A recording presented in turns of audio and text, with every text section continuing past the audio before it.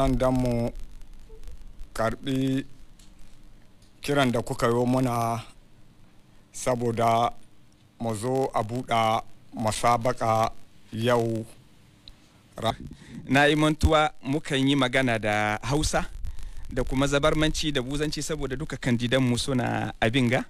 Muna yi ma Allah godiya da ya nuna muna wannan rana mai alkhairi mai albarka. Ranar da za a buɗe wannan karatu na Alƙur'ani mai girma wanda yake muna fatan Allah ya tsare ƙasanmu da albarka Alƙur'ani. Muna yi ma Allah godiya mai girma Premier Minister da ka taso ka baro ayyukanka saboda ka nuna girma Alƙur'ani da girma addinin musulunci a gwamnatinka. Allah ya saka da alkhairi. Mai girma General Ibro, Colonel Ibro, Allah shi kara gaba da ya zo da sunan mai girma shugaban ƙasa General Abdurrahman Chani ya aiko shi ya wakilce shi cikin mu almajirai cikin wannan karatu na Alƙur'ani. Allah ya saka da alkhairi. Shugaban gidan tele muna godiya da shugaban gidan radio wadda ta yi magana yanzu. Allah ya sa wannan Alƙur'ani ya amfani ƙasar Nijar kuma Allah ya tsare ta da shi. Irgo ga irkwai sabu, irgo ga mu irgin funa gwamnati gin bara Alhaji Muhammad Lamin Zain kan ne inga goyayi nan a kanewo ama goro ir gamara Qur'ani beran diyan maga ir sabu ase irkwai mate Alƙur'ani ama ir labo batu irkwai masugin da gwamni zuman da ir labobon Alƙur'ani maga ishaqanin kul ni jodayi milinana wadana siknana ehel wadana helada ehel wadana shanissantu tegareta dana Alquran ni jodayi mili wadana siknana sa imuzar ministran Alhaji Lamin Zain ويشغلن اتماعاتلتنت وسدد أدانا غيد هالفلتغري تارانا القرآن نجوضا يملي كولونيل إبرو انتادا السجليدد أمنو كال نكال بريزيدنت وان CNSP جنرال عبد الرحمن شادي فلادي قلاسة قيم دانا إهانيانا تايتين يتقولت اللاسادة نجوضا يملي نونسا يملي ديت كلا أكلنا أطو جزن القرآن. السلام عليكم ورحمة الله وبركاته. Fond Kokaro Cheikh, merci beaucoup. Et nous allons poursuivre notre cérémonie. Nous allons inviter le colonel Ibro Amadou, représentant du chef d'État, donc à prononcer son allocution.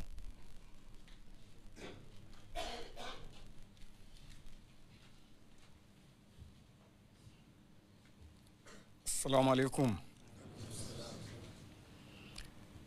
Ga mu mun zo nan dan mu karbi kiran da kuka yi muna saboda mu zo a buɗa masabaka yau ranar Juma'a 21 ga watan Maris. Musabaka yadda kowa ya sani ita ce wadda yara da matasa suke zawa suna gwadin kowa ƙoƙarin da aka gare shi ko ƙwarewar da aka gare shi bisan karatun ƙur'ani.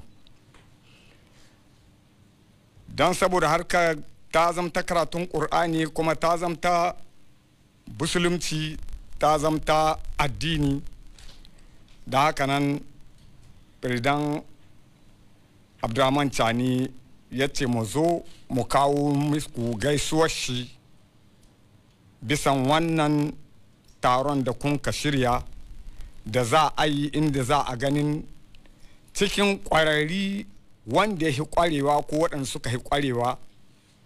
Ya ce mu zo mu kawo gaisuwar shi don mutum ne wanda ya ba da gaskiya ƙwarai, ya ba da ƙarfi ƙwarai bisan harka in an ce ta addini ce, harka in an ce ta karatun ƙur'ani ce.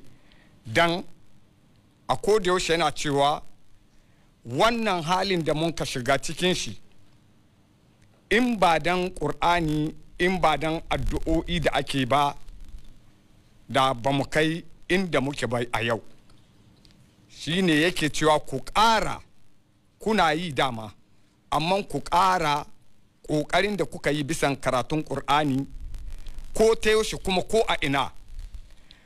Hamma yanzu da muke cikin wata wanga na azumi wanda karatun ƙur'ani ko kowace addu'a ta hi karɓuwa a cikin shi, yace a kawo saƙon shi na a gaya muku Nijar tana da buƙatar addu'a, Nijar tana da buƙatar karatun ƙur'ani. Ku matsa, dama kuna yi, amma ku matsa, ku ƙara matsawa bisan harkar karatun ƙur'ani, don mun san in akwai wannan karatun ƙur'ani, akwai waɗanga addu'o'i da kuka ko ta yaushe, duk wanda ya ce zai shiga cikin harkar mu don ya ɓata ta, ko na gida ko na daji, kunya zai yi insha Allah. Da haka ne muka zo mu kawo gaisuwar shi, mu kawo irin lisahin da yake shi ga bisan harkar zancen karatun ƙur'ani ko a ce gaba ɗaya zancen musulunci.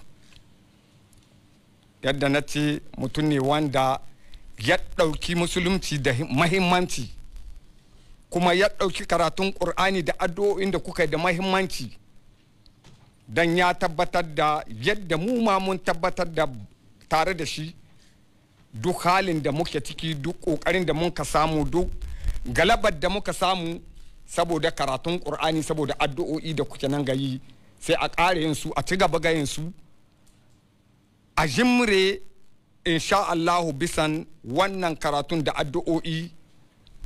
Wahalar da muka yi baya ba mu yin ta a gaba insha Allah. Muna kai ga bakin wahala, muna kai ga bakin abin da muke nema ga ƙasar Niger, muna kai bakin wahalar da ake cikinta yanzu. Sai mu ƙara ce muku mun gode, mun gode, mun gode, mun ƙara godiya bisan duka ƙoƙarin da kuna yi muna a koda yaushe, tun da kowa ya yi karatu, kowa ya yi addu'a saboda ƙasa, ƙasar shi ya yi ma. Amma mu da yake mu ashe gaba, dole mu ce mun gode bisan abin da aka yi ma ƙasa. Allah shi taimaka, Allah shi ba mai rabo sa'a yara waɗanda suka zo su yi karatu. Allah ya taimake mu, Allah ya kare ƙasar mu, Allah ya kare ƙasashen IOS da duka ƙasashen musulmi. Haza wa salam. Merci mon colonel. Mouma Mungode, à son DG ORTN, RTN, Mungona Gode, parce que l'année dernière, Kunzo Wajan Moussabaka 2024, Mouna Kar Godanko, Mungode. C'est du bon Hausa, je pense. À présent, nous allons procéder au lancement de cette Moussabaka et nous invitons Monsieur le Premier ministre pour donc le lancement de cette édition. Excellence.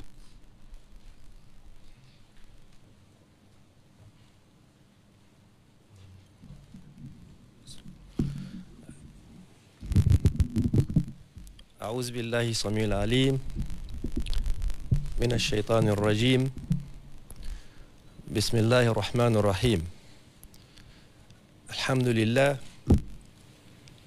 لله رب العالمين والصلاة والسلام على أشرف المرسلين سيدنا محمد وعلى آله وصحبه أجمعين. Mesdames et messieurs, je ne vais pas faire un discours. L'essentiel a été dit par l'imam tout à l'heure.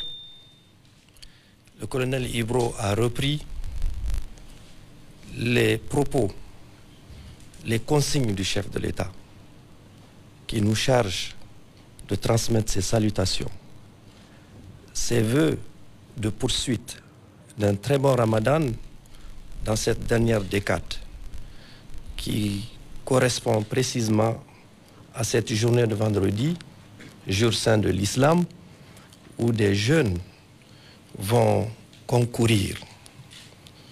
L'imam a fait référence à un verset. Bismillah ar-Rahman ar-Rahim. Faqarahu ma tayassara min al-Qur'an. Lisez de ce que vous pouvez. Allah alayhi salatu wassalam. Al-ulama'u warisatul anbiya. On ne peut pas être plus royaliste que le roi. Nous sommes des petits talibés nous sommes venus nous associer à cette journée mémorable. Je voudrais, comme l'a dit le colonel Ibro, souhaiter que vous continuiez à prier pour la paix, la stabilité dans notre pays. J'aimerais que vous priez pour nos FDS qui sont tombés sur le champ d'honneur. Je voudrais que vous priez pour que l'économie de notre pays, pour que la prospérité dans notre pays soit une réalité. Le président l'a dit, nous sommes derrière lui, nous avons l'intime conviction que n'eût été les conditions dans lesquelles vous avez prié pour que notre pays soit en paix, je pense qu'on n'en serait pas à ce niveau-là. Donc continuez. Je dis bien que je ne vais pas faire un discours. Je souhaite que le meilleur gagne, qu'Allah subhanahu wa ta'ala descende sa miséricorde dans notre pays, qu'il nous protège, qu'il fasse en sorte que le Niger brille avec les 2 pays de l'AES, que tous les pays africains, Inch'Allah. Assalamu alaikum wa rahmatullahi wa barakatuh. Je vous remercie.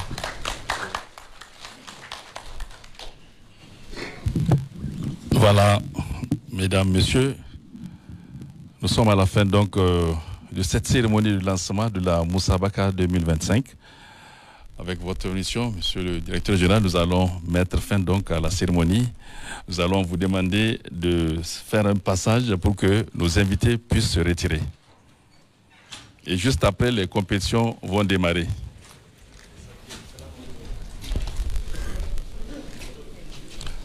Oui, on peut initier quand même une photo de famille avec le PM, juste. Oui, là-bas en haut. Une photo de famille là-bas. Présidente du comité. Photo de famille au fond. Là, tu dois être là au moins. Donc une photo de famille autour du Premier ministre.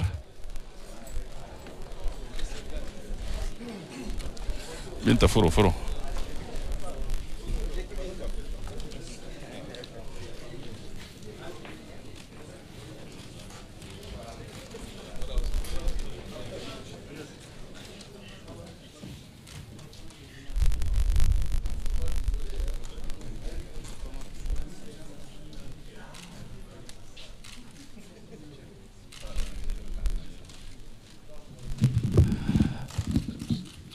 Il faut quand même noter que nous avons avec nous le président du conseil d'administration de l'ARTN qui était là du début jusqu'à la fin de la cérémonie.